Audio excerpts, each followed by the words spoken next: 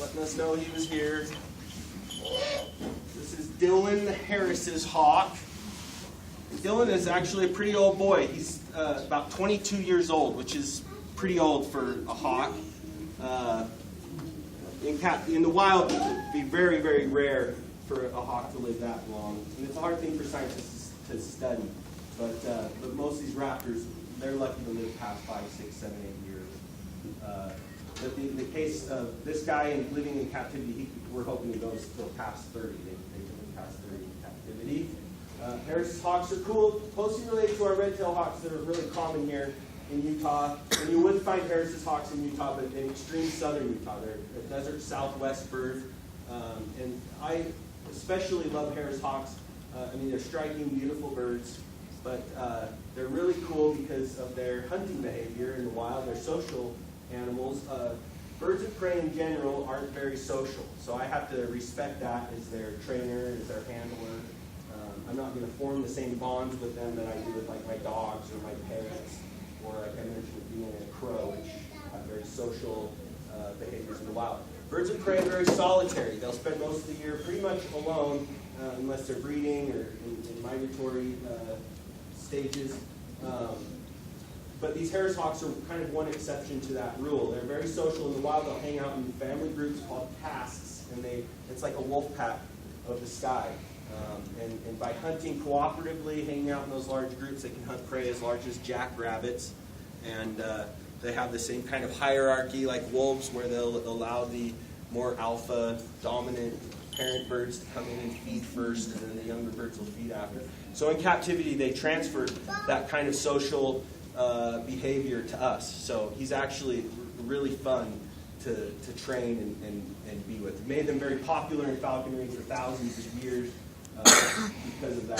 They're a great personality. So he's a wonderful educational bird. Kids love him. He's named after a good friend of mine, Dylan Hopkins, who was instrumental in my life growing up, getting me involved in falconry, educated about birds and birds training. When I was a kid, there was no way my parents were going to let me cut up mice and rats and pigeons and duck, and let alone have them frozen in the freezer, but cut them up in the sink. So I was pretty much, I couldn't keep the birds myself, but I volunteered at places like the Tracy Aviary, and friends like my friend Dylan, who helped me. I got a chance to work with them and their birds. And I had to respect my parents' wishes until I was older and on my own, and I could keep whatever I wanted in my freezers. And now my mom refuses to eat at my house. So, and I don't know if I can blame her. Why does this one not need a hood? Why does Dylan not need a hood? He travels okay in the box alone, as you can see. I would have hood trained him just because it's a good thing to have. If in Jiffy I need to mellow him down. When we go to the vet for sometimes exams, it helps to cover their eyes up. But since the prior owners had never hooded him, and in that 20 years, now when I try to hood him, he just won't accept it. So he's mellow enough. He found him a little bit, yeah. He's mellow enough that he doesn't need that hood. And really, the boxes I use, we call them giant hoods. So they really play the same purpose. But rather than putting the hood on the bird, we put the bird in the hood. So the falconry term for those travel boxes is actually giant hood. So it plays that same purpose. It puts him in the dogs, it calms him down. But he doesn't actually, he's so mellow. Again, these Harris hawks, they're like puppy dogs. I mean, he'll follow me. We'll go for walks down the street, and he just flies from tree to tree and house to house and follows me, and flies right in the front door when we get home. And so he'll sometimes not even need his travel box. He'll sit right on the seat of the car sometimes. He likes that too. Sometimes he gets some funny looks. Sometimes he gets some funny looks, yeah. So he's been really cool, really fun. We try to get kids, when we go out to schools, really any venue where there's kids around, try to get them excited about wildlife, science, and one of the things I'm currently working on with the State Office of Education are ways that we can use the birds. A big catchphrase you may hear right now in education is STEM learning: science, technology, engineering, and math. Those are kind of the 4 subject fields that nationally, but here in Utah, we've identified as 4 occupational fields that need more people. We need more highly trained, skilled people in those fields. So ways that we can use the birds to promote out there in the community with kids, especially middle school, high school kids who are right on the border of going on to study things. So one of the cool things that we're able to talk about, not only falconry and give them these up-close chances to observe wildlife and nature, but get them excited on opportunities right here in Utah. And so I always point out opportunities for kids. And some of the equipment that I wanted to kind of show to you here, and I actually forgot the transmitter portion, but you'll notice there's some extra equipment on the Hawk here that I didn't have on the other birds. And one is this jingle bell. Between Thanksgiving and New Year's, Dylan just got a job at the Gateway working for Santa Claus. So watch for him down there. It's his elf. He's an elf hawk. No, I'm just kidding. It's not his jingle bell. For thousands of years, that would have been a falconer's only way to locate his bird. Listen for that bell in the trees or the tall grass. But one of the cool things we try to get kids excited about here in Utah is Utah inventors. And in fact, radio telemetry has been around for a long time. Scientists have used it for 100 years or so in different applications.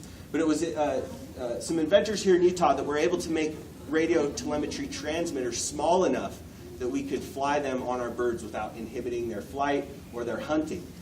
So Marshall Radio Telemetry, based right out here in Utah, invents that incredible, big global company sending them all across the world, falconers in the Middle East and Europe, right here in Utah. It's pretty cool. So, like I said, getting kids excited about science. I'll usually, and of course in my rush this morning I forgot the transmitter portion, but I'll usually go through a demo of radio telemetry when I show them the Hawk. So we'll actually turn on the telemetry, which would be a transmitter, again, attached to his leg. It emits a beep, and as he flies to the other side of the playground or the gymnasium, I'll then turn on the receiver, and we'll point it around, and they'll get a chance to see how radio telemetry works. And for those of you that might not know how it works, it's pretty simple. It's a 2-part system. Again, the bird gets a transmitter, the receiver stays with me or in the truck, and then if he flies out of sight, I can set those different controls, sort of the sensitivities of that, pointing it in different directions. It'll tell me